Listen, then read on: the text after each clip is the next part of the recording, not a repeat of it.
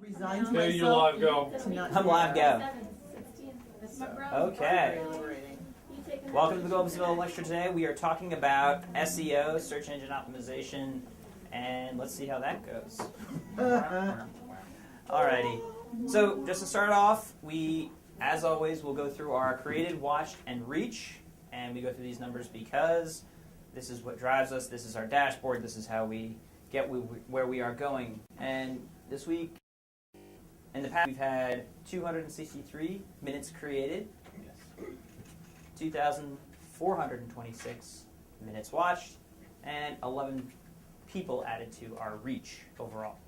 This week we've done something slightly different and added averages so that we can kind of tell, based on a benchmark, if these numbers are good or bad. Because in isolation, you can't tell if these numbers, I mean, they're somewhat large, but now we've got this thing, an average, so we can see, based on our previous performance, how we're doing. Next week, we will hopefully also have a projected goal and what we need per week, so we can see if we're going to end up hitting our goal. And so we can see for created, on average, we're doing above average, which is great. Watched, again, nearly 2x the average, so we're getting more and more minutes watched. We've doubled where we were in the beginning of the semester. Why do you think that is, Sandra? Because we're just so good. Because we were freaking awesome. No, because we're just creating more content and people are aware of it. Exactly. This number is finally starting to kick in here because we were kind of running, not on empty, but close to empty. We had like a quarter tank left in terms of interesting content. And this over time is now driving this, and we're beginning to see that. And if we were sending more emails, this reach would also potentially be driving more minutes watched as well. Potentially minutes created, but I think more likely minutes watched. What is our total reach right now, Greg? Or do you have our average reach? Total reach is 2,339. Great. And this semester we've gained 917. Gotcha. So, not bad. I want to get back to the why the heck would we be talking about question. You spelt your name wrong? When I spelled my name wrong when I tweeted it wrong? Nah. What are you going to do? Pobody's nerfed, all right? Who? What? Well, you can correct that for me. Retweet it and correct it. I'm gonna. You don't want her to correct it, though. Alrighty. So, what is the ultimate goal that we're trying to accomplish at Globesville? What is it that we want out of all of this? I would argue it is this.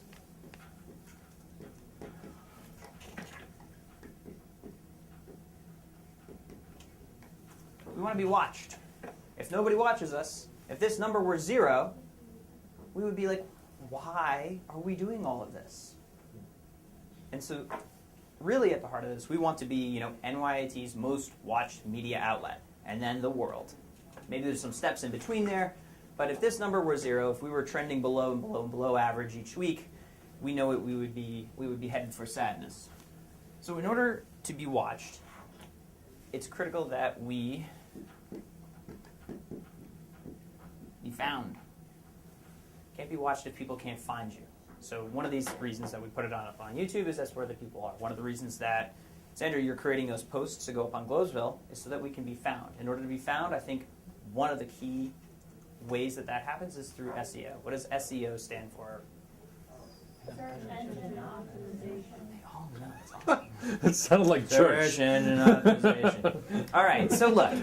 I don't know. I've never Look, gone. Peace be with you. I'm not going to lie. This is going to be a slightly technical stroll down SEO Avenue. But before we go down that avenue, I just want to. Electric Avenue?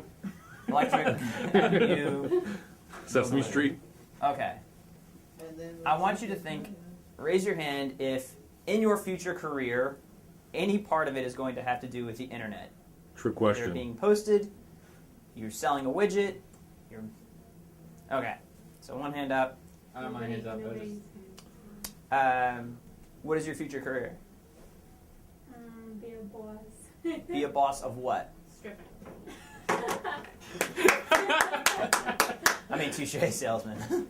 Good night, everybody. And we're out. And could. Are you going to be a boss of somebody in charge of selling a thing? Yeah, sure thing. Everybody sells a thing. If you make money, you're selling a thing. I'm selling something to you right now.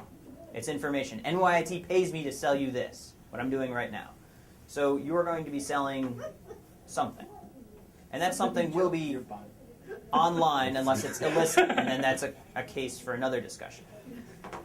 And when we put that thing, let's call it, if we were in fashion, if we were putting our shirt online, we want it to be found. In order to be found, we have to be thinking about how we put up our content in a way that it's optimized.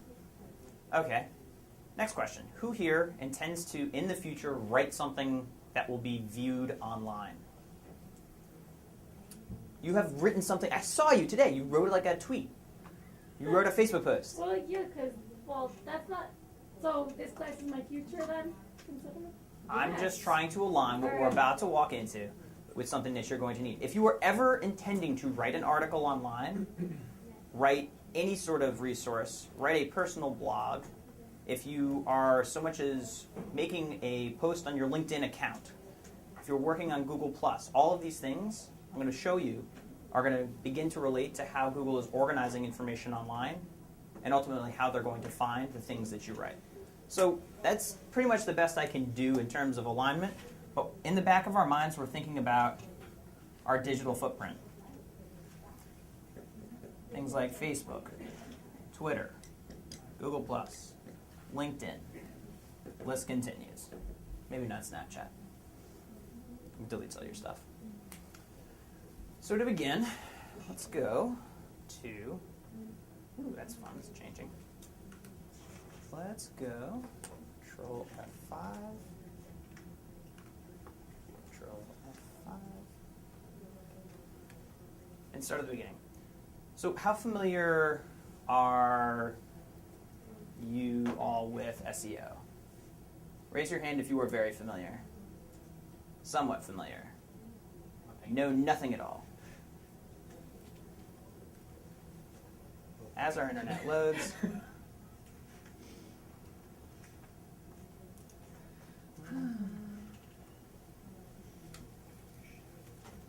once that gets around to loading, we'll figure that out.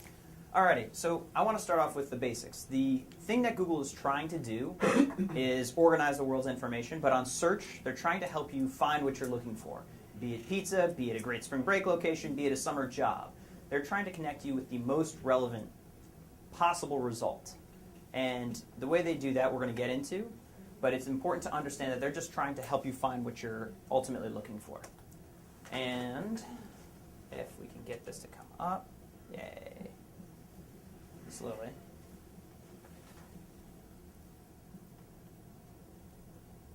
I love the internet. It always behaves when you want it to. It's not true. In the Especially beginning, great. So we just talked about organizing your information, help you find what you're looking for. So here is a brief history of how Google has come into trying to do this. My selective history starts with when we began, when we were trying to find something we were looking for. Let's say we were just in this room, and you wanted to find the best local place to get a haircut. Greg, you have a dynamite haircut. So I would ask Greg, let's zoom in on that. Zooming in. Greg, where did you go to get that dynamite haircut? Metromodes, great. Yeah. So now I have got a personal reference. I found information I was looking for. I trust Greg because I can see the product. We can stop This zooming product in. is amazing. I don't know if you should trust me, but you can see the product. Look I at can this. see the product. Look at this product. Great. Hey, Sandra, those are awesome glasses. Where did you get those? Got him as a birthday gift Cool. from a store. From a store? Sunglass Hut. Great. And you got some Ray-Bans. Not fakey bands. Those are real No, Ray-Bans. Those are right. nice. I think I have the same ones. Everyone does. Yeah. Mine are in blue. So here's an example of me searching, and I happen to be just looking in here. I trust you all. I can see that you already have the product. And what Google is ultimately doing through this little course of time is trying to replicate it. I trust you. I see the product. I understand. I go right to the source. So in the start, it wasn't until 1994 where we first had these sort of like crawling spiders combing through the internet trying to organize this information so that when I press search for great haircut or great sunglasses, I come up with, ultimately, what I'm looking for. So this moves into this sort of random world where we've got bots, these are little web pages, crawling these things and saying, here's a bunch of information out there, and we found it all, and they just throw it on the table. And you're like, well, this is not very helpful. It's as though in the beginning I asked, and everyone just shouted, this is where I go, and like, I don't care where you go. I'm not interested in your haircut. It's super awesome, but not for what I'm trying to get after. So it wasn't until Google figured out PageRank that we get to some sort of organizing system of the internet. And in PageRank, all you really need to understand is that it is a ranking system based on votes. Votes are links that are sent between things. And so in here, these are examples of websites. They counted up the total number of links of websites that are pointing to each other. And maybe this one points to you, this one points to you. And so they realized that every time you have a link, right, something that you click on, a hyperlink, that it's just saying, oh, that's a reliable resource for whatever it's pointing to. And you can see this sort of hypothetical, if this were the entire internet, how PageRank would be set. It's a score from 1 to 10, and it's initially determined based on the page via votes. There are more factors, but this is how it started. So in PageRank world, we have Google.com, for example, has a 10, and something like Globesville is in the range of like 3 or 4 right now. New York Times is, I think, was an 8 the last time I checked. You can see ESPN is an 8. And in this distribution here, below average is 0 to 2, average 3 to 5, and then elite are 8 to 10. So there's this ranking system going on behind the scenes that's saying, all right, these pages are reputable, and therefore, if they're recommending that I get a haircut, and it's like greathaircuts.com, maybe this is really good, if a lot of people are linking to it. So they had to create a system to organize this information. Are we following me so far? There's this underlying ranking system. So I want to go back and say, all right, so we go through this ranking system, and as we go through history, spammers mess with the links, and Google's response. So spammers figure out, oh, all I have to do is create a whole bunch of like junk links to these sort of pages, and then it'll make my thing show up at the top of Google, which is the ultimate goal. Google responds to that, trimming out a lot of this fake stuff. Their rank goes down. Social factors begin to factor into 2009. And this is like how many times Facebook and Twitter and LinkedIn and Google Plus, as it came out later. But they start to say, well, heck, we can do these links, but there's also this whole world of social, right? This social influence. And so there's this meta layer on top where we have like +1, +7. We can see how it's being shared.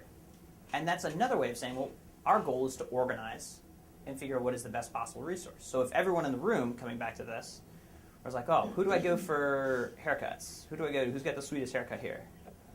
I'm asking you. You. Okay. You have the sweetest. Who has the best haircut? Greg. Who's got the best haircut here? Right. Who's got the best haircut here? I was gonna say you, but I guess. Greg. Greg's the guy to talk to for haircuts. And so while we did have one like over here, I do, again, like your hair. We have a lot of social likes of Greg's haircut. So here's Greg. He's got his +7. So it's not only links, so maybe other pages didn't link to him, but there's a lot of social shares. This guy's got sweet hair. And suddenly Google's like, well, let's factor that in too. And so this begins to come into this, like, think of it as a soup that Google is cooking to say, like, oh, what should we be showing up? Spammers create content farms. So spammers are always figuring out ways of gaming things. And so they come up with this, like, oh, well, let's just create haircutsgalore.com and a whole bunch of other, like, mini sites and try to trick Google into saying, we've got great content. Google responds with a couple different changes again, saying, wait a minute, there's more to this nuanced reputation.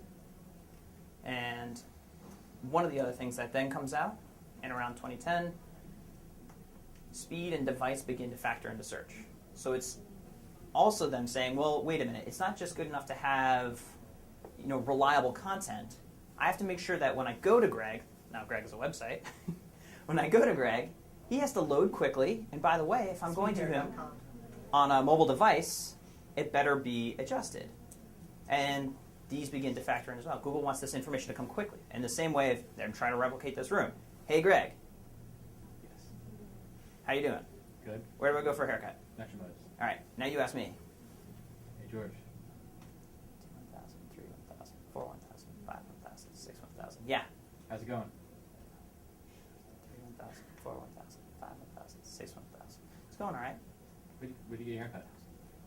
So by this point, over 50% of the people that were trying to get this information would have stopped. Page speed matters a whole bunch. Every single millisecond that Amazon loads slowly, they lose 1% of sales. People have zero patience. There's a bunch of stats on how speed impacts the ability to sort of retain traffic, and it all factors into, like, you'll be shocked at how impatient people are. They assume the page is broken, and especially on mobile, you're losing 50% of your traffic after, waiting over 5 seconds, over 4 seconds, and that time is decreasing. Like it just decreases. We're like, oh, it's broken. I'm not going to it. So just as in this conversation, that would have been terrible. It would have taken you forever to get that information. Google's like, well, heck, we have to prioritize people that can present information quickly and make it accessible. So spammers continue to do shifty things. Google continues to respond, making it more and more accurate and stopping other people from shouting when I'm trying to get the information I need. And as we begin to move into now 2013, 2014, especially in 2014, we have this thing called author rank, which we'll get to, which talks about this next evolution. So we talked about PageRank, which is this underlying ability where Google started to say, like, what's the rank of the page? Talked about how links are votes. And one of those things I just wanted to show by saying, like, here's this history and how spammers tried a thing, and Google came out with Panda. Google's responded again with Penguin, these like different updates to their social. So this is an example of what happened to BMW of Germany when they tried to do something called cloaking. And so this was the page what a user saw, a bunch of cars. Logically, I can click on things. And then here's what a search engine saw. They just like swapped this page based on if a bot went to it and said, here's a bunch of keywords, because they're trying to ram a whole bunch of keywords into their content. Google blacklisted them. They were not very happy. Dropped literally half of their traffic instantly. And so all I'm doing is showing you this like general cautionary tale, which has been taught again and again to everyone from like JCPenney to a number of others, that when you try to game Google, you get played. Sure. They will come down hard on you. So they incorporated those keywords into like the pictures of the cars, like in behind the. No, it was even more devious. So cloaking is something that literally you can set different content to show, and sometimes it's used for helpful reasons. For when a Google bot comes, so you can do a check if it's a Google bot accessing your site, and then render different information. So it was like a bait and switch. It's like, depends on who I'm talking to. What are we going to get? If you're Google, here's a whole bunch of junk. There are other stories of how they were also saying they would put keywords in white on white text, and they just ram it a whole bunch of things. Like that's the adult great car, industry great- back from like early '90s. What they used to do. So I think I was still like kicking around in early 2000s. Wow. Where this was like a tricky way to get more keywords in. So here are some terms to know. SEM. I mean, by the way, the internet's full of acronyms. It's like almost as bad as the government. SEM, search engine marketing, SEO, which we all know. Long tail keywords, this idea that it's not just haircut, but it's great haircuts for men, which is a longer one, something I'd be searching. Or sweet haircuts in the NYIT area. Or you can figure out where I'm going with this. Long tail is where most of the keywords are surrounding whatever the concept I'm looking for. SERP, search engine results page. Basically, if you're not on the first page, you're dealing with 10% of the pie. 90% of all of that traffic is going to find what they're looking for on the first page, or they're just going to refine their search. How many times have you ever gone to the second page of a Google search? Rarely. I always go. I'm like 5 pages in. The gold is on page 10. If you haven't lasted until page 10, you don't know what you're searching for. See, I just keep clicking next page till I find what I want, because I don't want to go back up and type. I just keep going, I'll find it Well, eventually. sample size of 1. 90% of the traffic is coming off of that first search page. So the game is, and you understand why these spammers want to get there. They're all, heck, if we get on that first page, that's gold. That's internet gold. Authority is a calculated credibility of a site. Some factors into that is like how long this domain has been around, how reputable content is, page rank, other elements of the site. AdWords, who knows what AdWords are? When like a company gives, like they use words that a normal person would probably search for, so then that will bring them up to like the top of the list in Google. Exactly. So it's a paid area of Google because it's really hard to rank. So I'm just going to pay to show up for top haircuts. And I can pay for that spot. But you realize that you can pay for it or you can earn it by using SEO. So again, if you're in the job of selling things, you're interested in both. AdWords has no impact on your actual search engine optimization with regard to does my haircut page show up higher or not. Keyword density. So I was kind of dancing on that with what BMW was doing in the past. But keyword density is talking about these relevant keywords that are going on behind the scenes. So it's not just enough to say, all right, we're linking, we have pages, linking to each other out here. But also, what are the keywords that these pages consider each other experts on? Because I'm looking for a haircut. It's not just enough to say, I want to go to a reputable site, so off I go to ESPN. Well, whoa. That doesn't make sense. So there's a whole world of keywords that end up helping us guide based on the density on the page, based on how they're being linked to from other sites, and also by Google's come up with, it's called latent semantic search information, but it's, if I'm talking about haircuts, I better be also saying, hey, here's things about scissors, and here's things about barber chairs, and other hair information around what you're talking about. It just means writing good content, but there's a keyword density that, not to overuse, but to have a certain amount that makes sense. What is a landing page? Anybody remember from our Google Analytics walkthrough? What does it sound like? The first page you go to. Exactly. So it would be the first page that you land on. And so if I'm searching and I click on something, the landing page becomes very important because that is usually what the search is showing. Rarely is this the home page of your site. More often than not, it's one of the subpages of your site. So paying attention to what are those landing pages, and especially because Google is driving people to subpages, is something to consider. What is a sitemap?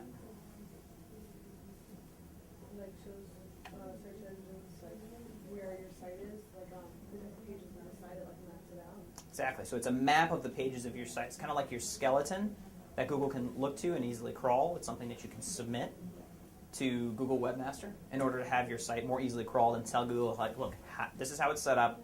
Now go and find that as well. But it's a quick guide to what's going on. 301 redirect is a little bit of a technical term, but it just means, let's say I have a page on my site, a subpage, and it's globesville.com/George, and George moves on, but we want to have that page redirected to the new professor. You set up what is called a 301 redirect for globesville.com/George and send that to globesville.com/Donnie, for instance. That'll never happen. That'll probably be like... Ever. It'll never, ever happen. But that's a 301 redirect. So when Google came looking for George, it would be like, oh, that's the new page instead. And it would transfer all of the equity that globesville.com/George used to have. There are many more terms, but here were some that I thought were key for what I'm talking about. So an SEO process, if we go around this circle, like what are we doing? What is the actual there? How are we spending our time doing this? We begin with this research and analysis, looking around at what is the topic that we're trying to write about. So at Globesville, what is the topic that we're trying to write about? Changes weekly, so I guess things that pertain to news. News, things that pertain to us weekly in the NYIT community. We have Pangea music. We've got times where we cover soccer. We have times where we cover current events as it relates to us. We have NYIT alumni. We have NYIT alumni in the room. We're thinking about all of these and then saying, what are the keyword opportunities related to these topics? Is it NYIT soccer? Is it NYIT alum? Is it getting into college in Long Island? Is it all of these things? We begin to say, all right, who are the people we're trying to reach? and we create little personas. And where are they? What are they searching for? Are they looking for haircuts? Maybe not us. We're not looking for haircuts. How do you know? You know, that's a good question. This is where creativity comes into it. So you're just really guessing. It is an informed guessing game. There are methodologies, but the fun thing is there's no like automatic, there's some automatic programs, but you're saying, well, let's really get in mind of who would be watching us. Is that a high schooler who's maybe a junior who's looking to go to college? What would they be searching for? Would it be tips for getting into college? Would it be scholarships to get into New York colleges? And you can begin to say, oh, wait a minute, what about summer internships? That's coming up. Wouldn't it be a great time to say, here's a guide to the top 5 summer internships that NYT has had? And you begin to say, well, that's exactly what that audience is looking for. So you create the persona, and you say, what are their needs, what are their fears? And you begin to think about content for them. The same would be true if I was trying to sell fashion items. By the way, right now, if you are not pushing prom dresses, you're out of your damn mind. The search for that is through the freaking roof. What is some of the other things that you'd be looking for if you're looking for a prom dress? Sandra with the real world answers. Exactly. And so if I sold shoes, you can begin to say, here's the persona I'm looking for. I am looking for a junior or senior in high school. And if I know that I'm selling great shoes, why would I not make articles and content around the best shoes to go with prom dresses? So it's a fun sort of game looking around, identifying keyword opportunities, saying what are the people looking for and who are the people I'm trying to find. Does that make sense? Thumbs up? You're just giving me a thumbs up. Yep. Good job. Thanks, Good man. job. Great. I've lost my mind. So Ignore it. from here, there are other tools that we can use, and I'll pull some up. One is Google Trends. Google AdWords. But yes, Google AdWords. Remember what are AdWords? Oh, top words that you pay for like your website that someone would search for. Exactly. So these paid words, by the way, you can use their system and not put in a credit card. And one thing Google will do very, very well is give you tools to spend more money. But you don't have to spend the money. You can actually just take something like NYIT and say, hypothetically, Google, if I wanted to advertise, what are the keywords that I could buy? And then we could get a shopping list, for example, of NYIT Manhattan, Blackboard NYIT, NYIT Baseball, NYIT Library. And they're showing me average monthly searches, they're showing me the competition, and they're giving me this sort of adjusted bid and performance. So let's say we were looking for shoes, let's say we were looking for dresses, let's say we were looking for haircuts. We can go, now that we've got this seed of an idea, and say, well, heck, it looks like we could dominate NYIT baseball if we had some topics on it, because people are searching for it. Does that make sense?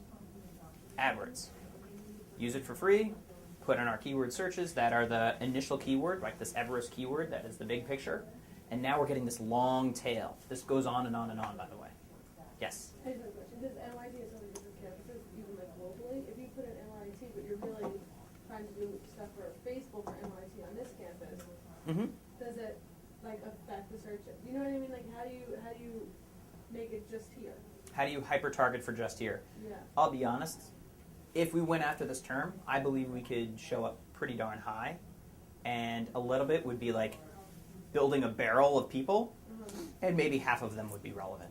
So then, like, if you had, let's say you bought that search term, whatever, NYT baseball, and someone typed in Long Island baseball, we might come up. If you bought, so we're not buying in the world of buying right now. We're in the world of creating content around this topic, so we can get it free. Okay, so you're saying. So if we just put that. Because into we're our broke as a website joke. somewhere. Yeah. Yeah. We have zero money to pay for, but we want to earn this. Yeah. So we could have NYT baseball and have a section of articles anytime that we had topics written about it. And you know what? Yeah, we would probably start showing up for other people searching, but we'd also get our own people searching as well. There would also be factors of location into searches as well. So if you're looking in an area and I'm looking for pizza, I'm not going to get pizza shops in California, because Google is also doing this clever thing of looking at regional information based on your given location from your IP or from the cell tower that you're accessing from your phone, or if GPS is enabled. Does that answer your question? We know where you are. Yes. Great. So we can use AdWords. We can also use And Greg said it already. Google Trends. What are Google Trends, Greg? Google Trends show you what's trending right now, and you can also search to see what trends at a certain time. So if you search prom dresses, you can see that they trend around right now, or during Halloween, you can see that like Halloween costumes trend during like September to October, or even in August. Exactly. The internet's moving too slowly. I won't do the example. It's working on my computer. Yeah, I'm using slow time internet.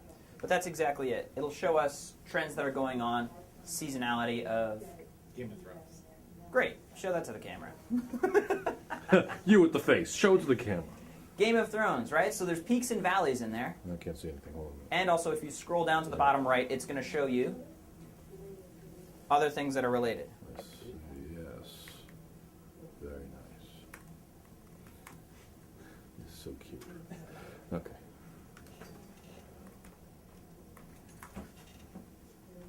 Just to stay with my example, my computer got jealous, and I think it's going to show us trends now. And just to show us, on the bottom we have related terms that will come up as well. We can compare terms.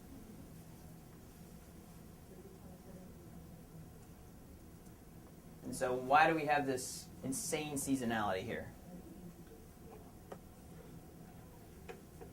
Why would we have an insane seasonality for prom? Because you made eye contact. And I Because that's the time that people need the dresses. That's the time when people search for dresses. If we had Halloween, there would be a certain seasonality. And so down here, we can also look at these related queries. Prom dress shops, stores, short prom dress, yikes, dresses for proms. So these are related things. When somebody types in a query, they look on the first page and they're like, nah, I can't find what I want. Go back up and type it again. And they can tie together these related queries. So we could be thinking about content that we would create for all of these things, which is not the case. But I almost guarantee if one of our Globesvillians created a video on something around prom dresses, we could figure out a way to promote it because there's a seasonality to it. Is this making sense? So we get into, let's say we've got our keywords, we get into this copywriting area. We have to write content for it. So if we have a video, that's all well and good, but we also need some copy, some actual words that Google can properly scan so that we can put it on our page. So this is some of the stuff that you've been working on, and you're going to write this content, and we have to also make sure that we code it properly. And so as we get, there's my keyword research page. As we get to that step, we're thinking about there's two types of buckets. There's on-page optimization, and then there's off-page. Things that we can do on our website, and then others that are out in the world, which we'll get to. So on the page, we have things that are called HTML tags, keyword density, speed, meta description, remember the mobile responsive, video and images, sitemap. So to give us a basic, how many of you are familiar with HTML? Somewhat. Donnie, I see you raising your hand. Raise So your here eyebrows. is our... I raised my hand. Very nice. Thank you, Penn. You served bravely. Here's our site. And so we know that we've got these little things. Title. We've got these sort of H1. Dress. We've got these things that we're doing because we know that it's going to format and lay out properly. And so as you write your article, naturally also, when you're using a WYSIWYG editor, what you see is what you get, and a content management system like WordPress or Drupal, Ruby on Rails, Joomla, Tumblr, Blogger. He's trying to stay away from saying blogger. Yes, even. I know. God, what The is last thing I do, I'm going to say blogger. This is what it's automatically doing when we put in a title. It's going to put in the title of our article. When we put in the body of our text, it's going to do this. And it's going to have the text that I write here. And then when I have a subpoint, it's going to say, okay, we can have like another little mini heading. That would be an H2. And this is not only helping lay out a page so that it's not the worst thing you've ever had to read, But it's also saying to Google, well, here are the words that are most important. If they've chosen, say, an H1 or an H2 to put in a topic header, well, that must be a relevant word to this overall thing. Remember, this is a robot going through and looking for semantic information to say what's relevant to what. And so on the page, it's important that you're laying this out. And what's great is, unlike the good old days where you had to code this by hand, this is already automatically done. So if you're in there content writing, you're keeping this in the back of your mind. When we get to keyword density, we're not. I'm sorry, I have a question. Yeah, go ahead. So if you were to use one of those websites like WordPress or something, do they have like an SEO inside WordPress that you could use to optimize your website? Or Yes. would you use something? Okay. Yes. So let's look at that. So here's an example of a post. So this is wholewhale.com, and this particular article is called SEO Success, 6 Tips for Small Nonprofits. Now, here is the title, and that's the title region. You can see this is editable. And so instead I could switch this to a number, which I think will actually perform better. And then in here, this is all technically coded. Here's an H2. H2 says pursue long-tail keywords. So that's a word that's related to SEO. And as we go through, I've laid it out. Over here, there's a thing that you can add, an SEO plugin called SEO Yoast. And at the bottom, it says, oh, here are some other elements that I can play with. Here's what it's going to look like when it shows up in search results. And it's giving me a quick test, right? Is it the page title? Is it the article heading? Your focus keyword was found here, not in the meta description. So what is a meta description? It's keyword, isn't it? And you plug it into the page. So there's meta keywords. Meta keywords and meta description is just things that actually happen before you see anything at all. That's actually happening in what is called the head tag. So in our head, we don't see anything up there, but we have this meta information. And what happens with keywords is they're pretty much ignored, because back in the good old days, people would stuff the heck out of them. Mm-hmm. They'd have a whole bunch of things in the meta keywords, and they'd be like, I'll write whatever I want on the page, but Google only looks at the meta keywords because they're lazy. Well, joke's on them. They ignore them now. Meta description, however, may not be as important for necessarily keyword density, slightly, but more so in what I want to actually show up for people. I'm crafting my ad for when it's on the page 1 SERP. What is a SERP? Search Wow. Engine Result Page. Woof. So this is like I'm crafting my own ad. 5 seconds. And when I've got a plugin like this, I can go in and say, seriously, dog. Oops. Seriously, dog. You need this. You can do that for every page. I can go through and customize it. And if that's my audience and that's the way I talk, I know that it does not happen to be, I could actually make that show up. But I don't want to do that because I'm actually going to commit this. Yo, dog, I heard you like SEO. Hmm? So I put an SEO in your SEO to make it more SEO. More SEO'd. SEO. Okay, so that's an example of WordPress on the back end that this is probably the most common content management system you'd be using, and it's all controllable that you can do this. So right in the article. Great. And this is how it shows up. So if I do search SEO success, 6 steps, there we go. And it pops up, and there's the Is that you? description. It is. Okay. Yeah, I might want to update that picture. Yeah, you're old now.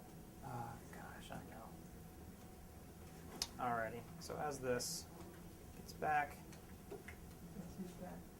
yes, Back it's again. back. Welcome back, welcome back, welcome back. So, Google, don't be special. Thank you. Full screen. Alrighty, so where were we? We're talking about, we're posting things, we're talking about the keyword density, the speed, which we covered because it's annoying when things go slowly, the meta description, mobile responsive has to do if it adjusts for mobile or not, or we have to pinch and zoom. Technically, both mobile and desktop use the same indexed library, so it's not like your mobile will show up higher or lower, but they work in tandem. Right now we have like about 15 to 20% of overall U.S. search being done on mobile devices. And that number is, guess what, only increasing? 15 to 20%? Mm-hmm. For U.S. Really low. For U.S. Internationally, it's higher.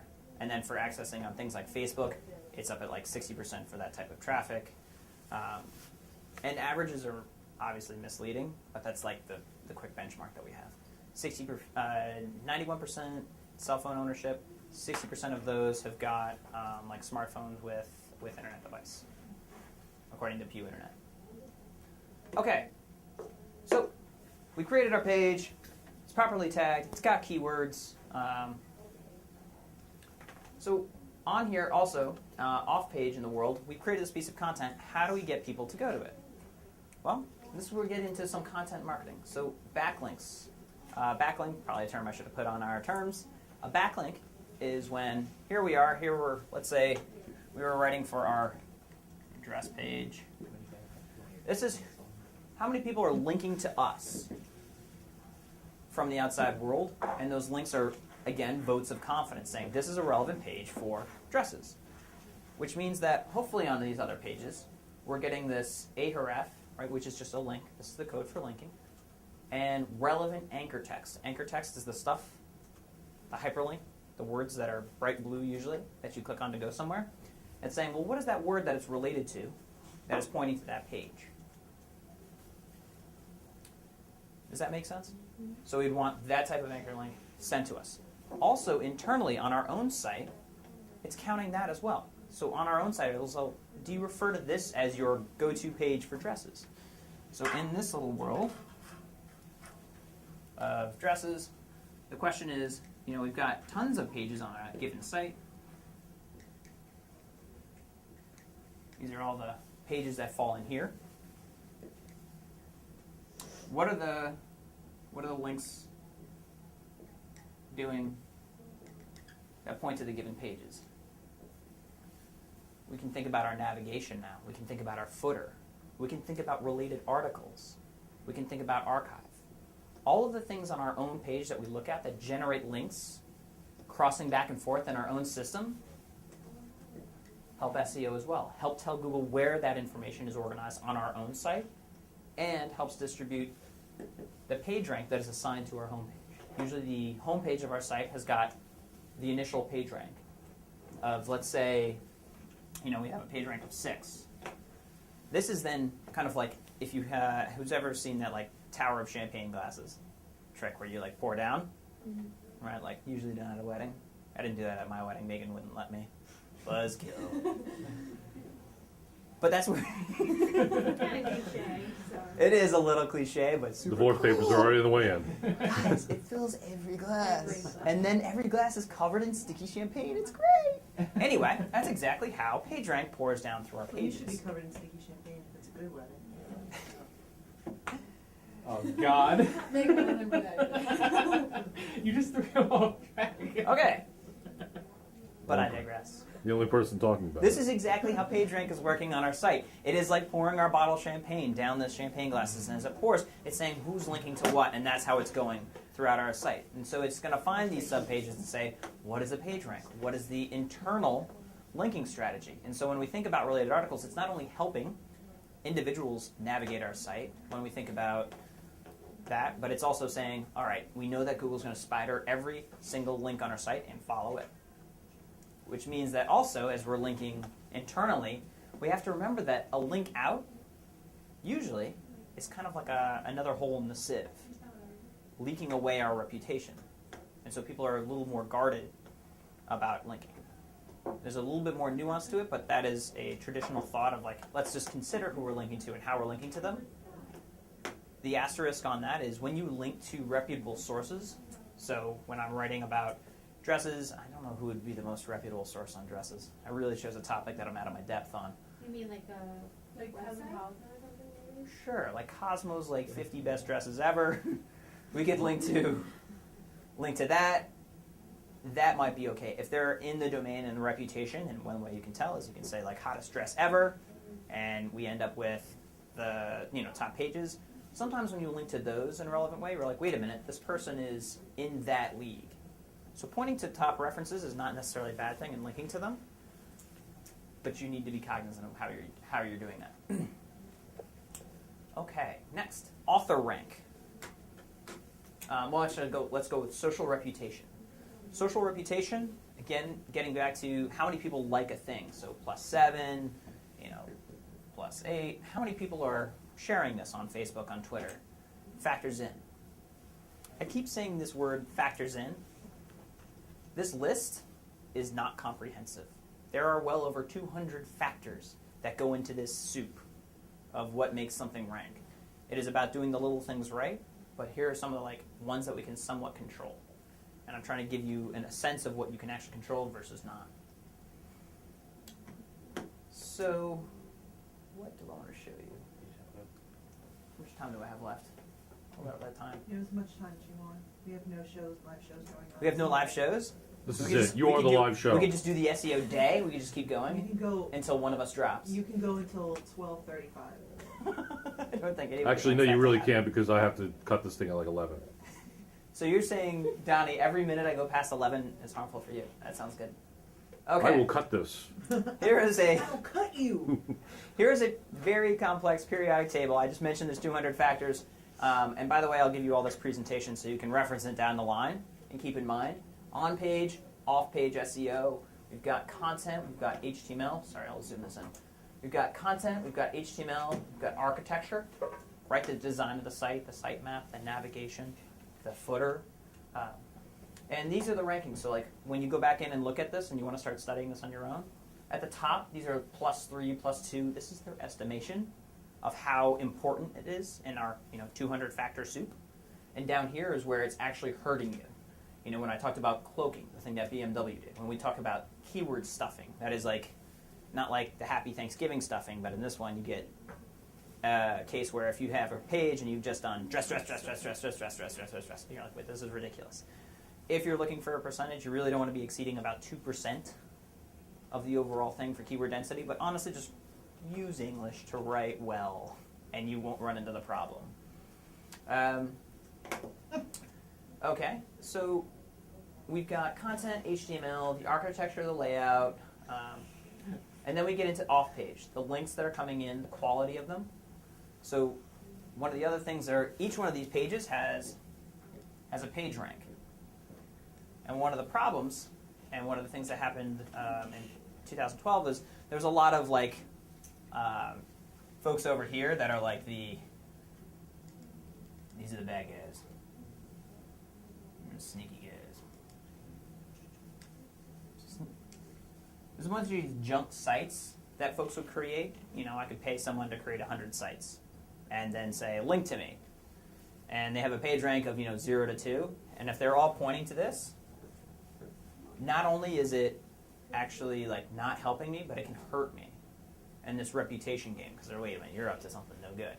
So they're looking at healthy percentages and distributions of what is the natural ranking of other pages that should be linking to you. So this gets very complicated, and they're factoring all these things in. But again, the takeaway is don't try to game it with, I'm going to create a whole bunch of extra Google sites that then point to myself. Focus on high quality links back. If you just buy a whole bunch of domains and you link them to your original site, that actually hurts you. It doesn't make sense. It could, yes, it could actually hurt you. Because if they're all just keywords or whatever, you're buying these domains because they're keywords. So Yeah. that's what you're saying. Right? So you're buying these domains and keywords. So this is that's a natural thought. And that was a good idea 5 years ago. That would have worked, actually, sadly. But now, since I think that was the Penguin update, that's exactly what they got rid of. Does everyone follow that? I like penguins. I do too. Who doesn't? Spammers don't like penguins. Okay. We get into some trust. Trust elements. Remember I talked about authority. So how long has your site been around as just a domain? What is the page rank of other pages that point to it? Am I pointed to from Cosmo as the go-to for dresses? Am I pointed to by whoever the haircut expert is out there in the world? And for Globesville, am I pointed to by something like nyit.edu, the official authority on NYIT stuff? Because if I'm not, that'll raise some questions. Alrighty. Social reputation and social shares. Now they're in an order here. So social reputation is somewhat higher than just social shares. So just getting a lot of shares, right, would be another way of gaming the system. Oh, I'll just get on here and buy a whole bunch of likes, which we remember we can do. But what is the reputation of the people doing that? So there's this whole other level. So we have a linking game, but now we have a social game as well, shutting its light down. And the social is about both volume and quality. How would you tell if one person versus another out there in the social world is... How do we tell if one social person is better than the other? How many friends they have? Okay, so we would have friends, but I can buy those, right? You can buy friends. You can buy likes. My whole life has been a sham.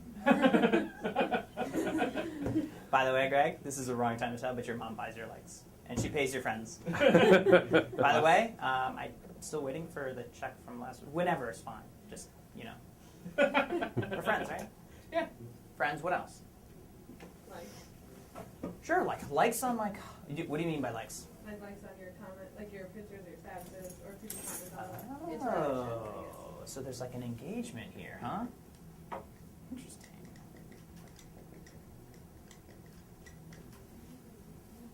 Friends, engagement. What other things might rank? Followers. Wait a minute. If you go from friends to engagement, then there's marriage after that and divorce. Is that right? Is that the logical progression we're going to go for? But I don't know. I already said something stupid. I was waiting for someone else to say it. So this is maybe a little bit, but what else about our friends? Let's say I was looking for, again, the best haircuts. Which circle of friends would I be interested in? Your close friends. Well, my close friends, but also Barbers. What was that? Barbers. Barbers.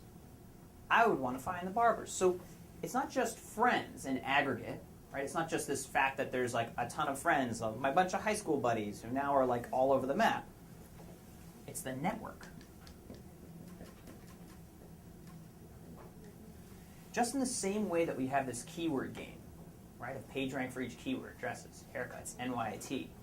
We have got this whole online community of networks that we can tell. So if I'm looking for the best haircuts, I go to barbers. If I'm looking for the best dresses, I go to designers. If I'm looking for SEO experts, if I'm looking for internet experts, I go to where they're talking. And so it's when we're judging who in a social reputation game ranks higher, this level of sophistication where they're saying, well, wait a minute. If it's going to rank for dresses, and this person shares versus this person being somebody who is a fashion designer in New York City, has got a fashion blog and 3,000 friends maybe on whatever network it may be, when that person shares your content, it's going to be considered more valuable. The reputation of your overall world is going to be more highly counted. Is that making sense? It's complicated, but it also, let's just keep it back to this room. They're just trying to replicate this room.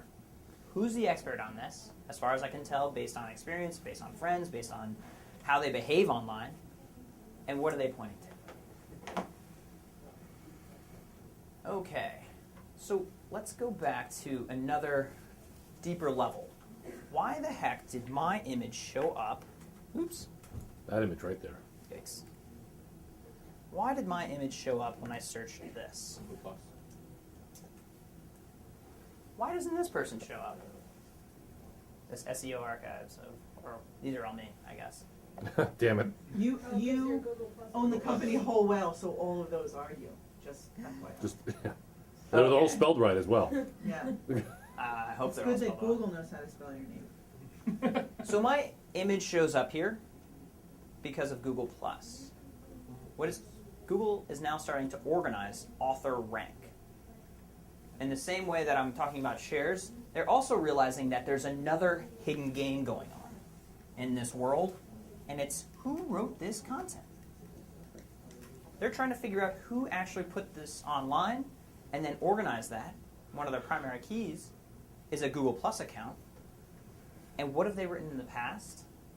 How did those social shares interact with the stuff that they worked in the past? And so what you're beginning to realize is that where we're going is coming right back to this room. What is our reputation as defined by our friends, what we've posted, what we've written in the past, all of this activity factoring into, if I write an article about SEO versus an article about dresses, which am I more likely to be an authority on? I'm willing to bet it's SEO. Unless there's something we don't know about. We only Unless- see them until 12 every day, so Yeah, there's a lot of missing time that happens. non-allocated time. Yeah, Not that there's anything wrong with that. not that there's anything wrong with that. Thank you. All right, so questions? Questions on that as I reload this guy. So we've got our author rank, we've got social, we've got other linking sites as part of this. I don't think I'm missing much. Okay. Great. So, come on, Internet.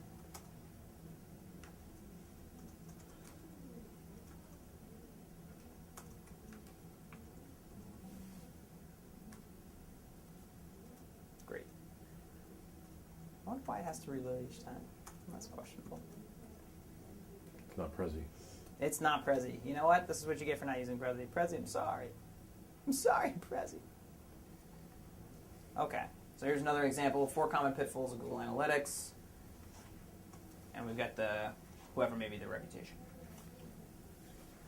So how do we future-proof our SEO strategy? 1, become a trusted person that creates great content for your audience and presents it in a way people can access. And this is simple, but it's also difficult. Hopefully it begins us down this path of thinking about kind of what I started with over here. Right now, there's a different type of equity that you're building up, literally, at this very minute. Every single Facebook post, every time you're getting friends. And unfortunately, it can get more and more important in your career that the way you interact and build your social profile becomes social equity. That literally could translate into dollars when you begin to write and go into your career. So thinking about your digital footprint hopefully is taking on a deeper meaning because Google is now factoring that in to the way you interact with things, that you're a tastemaker, the things that you point to, the things that you share, the things that you create, the companies you join. Because one of the things I'll start looking at when people are joining my company is like, wait a minute, are you considered in some way an expert in the field that you are applying for? Because when you write something, you're actually bringing something to the table. You're bringing this social equity that you can be building right now. One of the things that I'm going to be trying to do with our online content is build the social equity of everyone that wants to write it and go toward their topic. One of the things I think Globesville will let us do is let us do verticals. So let's say Pangea Music and Andre and Ty want to become really well known in this sector. One of the things they can start doing is writing content right now, posting it on Globesville, associating that with their Google Plus accounts. So that later on in their careers, when they start their own music company, whatever it may be, they've got this history built up instead of starting from zero. I guess this stuff gets me really excited and hopefully gets you thinking a little bit more about how you're currently treating your digital profiles. All Google's trying to do is return to the days of human search, that day before 1994, this room. How accurate can I be? But they have broken it down and will continue to break it down into getting down to, like, are you the type of person that is reputable, creating great content? Here are some tools that we can use. I covered some of them, but we have Webmaster. We've got Google Analytics, which we've covered. Google Webmaster is a thing that on the back end will help you with search and information and the way that Google actually is crawling your site and show you that information. SEO Moz, and if you're interested in learning more about this and really digging in, they've got one of the best free online courses. Here's the link. By the way, I'll share this. Globesville can tweet this out, and we can put this in this presentation out there. Search Engine Land is one of the oldest and more well-known folks covering information on it, and this is just part of this URL domain. Cool. Alrighty, any questions? Wait a minute, hold on. I was going to take a picture. Unacceptable. I thought you said your career was going to have nothing to do with SEO. In this class it does. So I was going to take a picture of that and then I was going to put it on the social media, but you're kind of standing there. I'll allow it, but Your don't dad like is it. calling. Dad's calling? Your dad is calling. Wow, we don't need to talk to Dad right now. Sorry, Dad, I'm doing a thing. I'm busy streaming online live. Streaming online live. I'm important. Any other questions about this topic? He's calling again. It must be important. No, it's not. You heard it here first. Live on Globesville. Again, the summary is, let's do the little things right. Don't try to game Google. It's very complicated, but if we put information up in a way that people can access it, then we're going to be that much further ahead when we're creating our own companies or having an impact on the careers we want to have. All right, folks, thank you so much for joining us for SEO Time with Globesville. Take care.